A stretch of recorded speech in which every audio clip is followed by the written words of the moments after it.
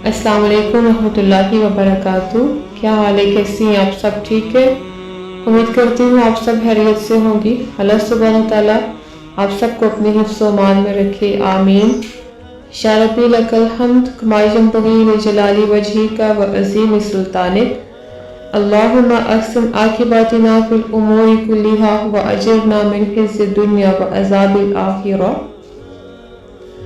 ज़िंदगी में अगर देखा जाए, जितना ज़्यादा इंसान के ईमान का लेवल होगा, उसकी आजमाइश भी उसी तरह से ही होगी। हज़रत यूसुफ अलैहिस्सलाम की ज़िंदगी के बारे में अगर देखा जाए तो बचपन से ही उनकी आजमाइश शुरू हो गई थी। जब छोटे थे, भाइयों ने हसद की वजह से उनको कुएं में फेंक दिया और उन्होंने कुएं के अंदर भी सब्र किया, इवन के गुलामी की हालत में भी सब्र किया। और मिस्र में कोड़ियों के दाम देख के जब उनके ऊपर झूठा इल्जाम लगा, जेल में डाल दिया गया, तो वहां भी उन्होंने सब्र किया। हज़रत यूसुफ अलैहिस्सलाम की बादशाहत का सफर कुएं में डालने के साथ ही शुरू हो गया था। अगर इतनी बड़ी आजमाइश में वो साबित कदम ना रहते तो उनको इतना बड़ा मुकाम और मर्तबा कभी न मिलता। और फिर अल्लाह ताला की ज़ात पे उनका भरोसा देखे, उनका ईमान देखे, उन्होंने अल्लाह ताला से शिकवा नहीं किया। और जो दुआ उन्होंने अल्लाह रब्बुल इज़्ज़त से मांगी, फातिर समावाती वल अर्द, ज़मीन और आसमान को बनाने वाले, अंत वली फी दुनिया वल आखिरा, कि दुनिया और आखिरत में तू ही मेरा दोस्त है, तू ही मेरा वली है। तवफ़नी मुस्लिमा, कि मुझे ईमान की हालत में मौत देना, व अलहिक़नी बिस्सालिहीन, और मुझे नेक लोगों का साथ देना। हज़रत यूसुफ अलैहिस्सलाम ने अल्लाह ताला से अल्लाह ताला का ही साथ मांगा, अल्लाह को अपना दोस्त कहा, अपना वली कहा, और फिर नेक लोगों का साथ मांगा और ईमान पे खात्मे की दुआ की। तो दुआ में सबसे बड़ी दुआ ईमान पर खात्मे की दुआ है कि खात्मा अच्छा हो, अंजाम अच्छा हो। और अंजाम उन्हीं का अच्छा होता है जो आजमाइशों में, तकलीफ़ों में सब्र करते हैं, जो अल्लाह ताला की ज़ात पे भरोसा करते हैं और जिन्हें यकीन होता है कि तकलीफ या आजमाइश चाहे जितनी भी बड़ी हो, अगर अल्लाह मेरे साथ है तो आजमाइश का ये वक्त भी गुजर जाएगा, वो मुझे अकेला नहीं छोड़ेगा। क्या कभी आपने सोचा है कि यूसुफ अलैहिस्सलाम को इतना बड़ा मकाम मर्तबा कैसे मिला? क्या इतनी आसानी से सब कुछ उन्होंने पा लिया? उनकी आजमाइशों का सफ़र बहुत तवील था, मगर उन्होंने एक तो अल्लाह ताला से शिकवा नहीं किया और दूसरा अल्लाह की ज़ात पे यकीन उनका पुख्ता था।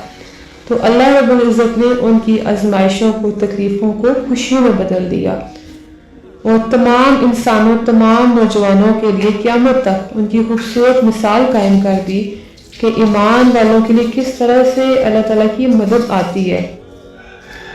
और इसी तरह से जो लोग अल्लाह ताला की ज़ात पे भरोसा करते हैं, जो मुसीबतों में, आजमाइशों में जो सब्र करते हैं, अल्लाह रब्बुल इज़्ज़त उनको दुनिया में भी इसका सिला देता है।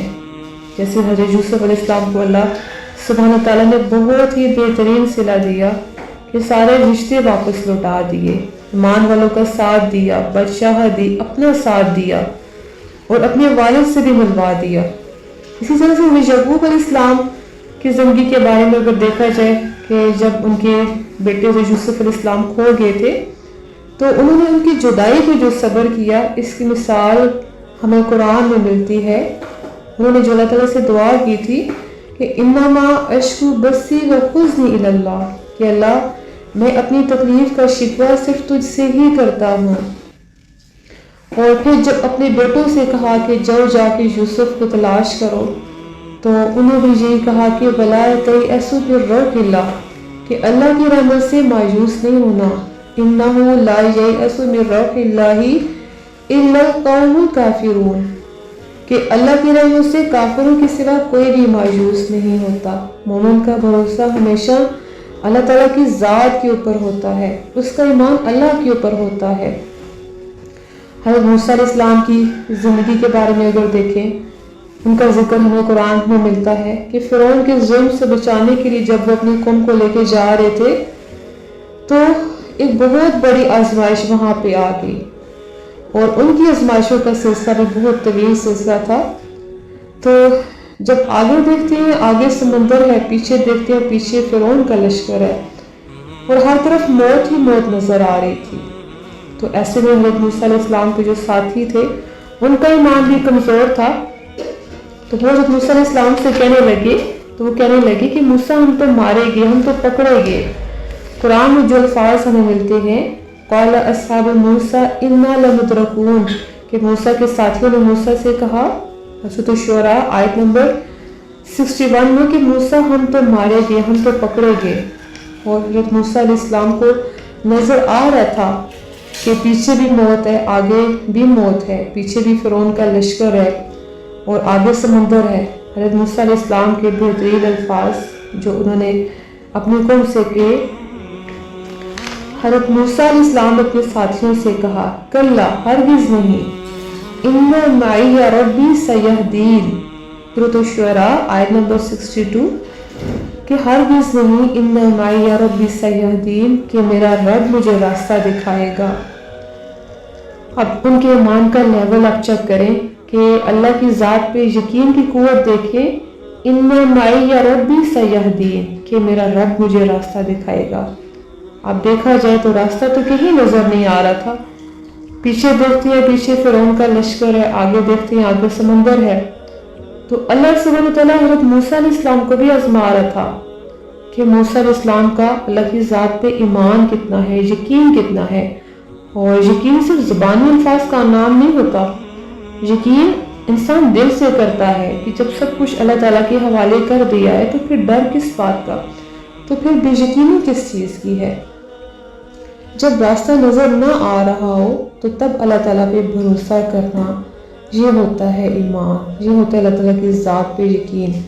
اللہ رب العزت مسبب الاسباب ہے، اسباب اس کے محتاج ہیں، وہ اسباب کا محتاج نہیں ہے، وہ بغیر اسباب کے بھی اپنے بندوں کی مدد کرنے پہ قادر ہے۔ وہ اپنی قدرت کا یقین ہمیں قرآن میں بھی بتاتا ہے۔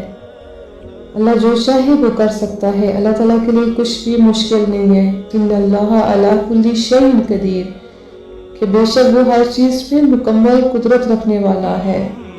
تو یاد رکھیں کہ حالات چاہے جیسے بھی ہوں، ہمیشہ اللہ تعالیٰ کی ذات پہ بھروسہ رکھیں اور تکلیف میں خود کو کہا کریں۔ جب بھی کوئی مشکل آئے نا، کوئی بھی غم آئے، کوئی بھی پریشانی آئے، جب آپ کو سارے راستے بند نظر آئیں، جب آپ کو لگے کہ کوئی بھی آپ کے ساتھ نہیں ہے، آپ بالکل اکیلے ہیں، اس وقت آپ حضرت موسیٰ علیہ السلام کے ان الفاظ کو یاد رکھیں، ان معی ربی سیہدین، کہ بے شک میرا رب مجھے راستہ دکھائے گا، اللہ میرے ساتھ ہے، وہ مجھے اکیلا نہیں چھوڑے گا۔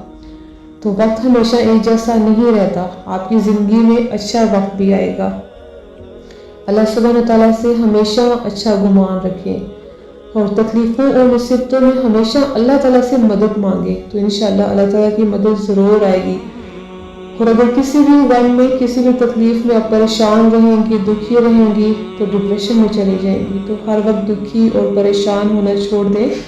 اور اگر کسی نے آپ کے ساتھ برا کیا ہوتا ہے، بعض دفعہ لوگ ہمارے ساتھ برا کرتے ہیں تو ہم اندر ہی اندر سے کڑتے رہتے ہیں۔ جب ہمارے اپنے ہمارے ساتھ اچھا نہیں کرتے تو ہم سوچتے ہیں، پریشان ہوتے ہیں کہ میرے ساتھ ایسا کیوں ہوا، میں نے تو اچھا کیا تھا لیکن اس نے میرے ساتھ کیوں اتنا برا کیا۔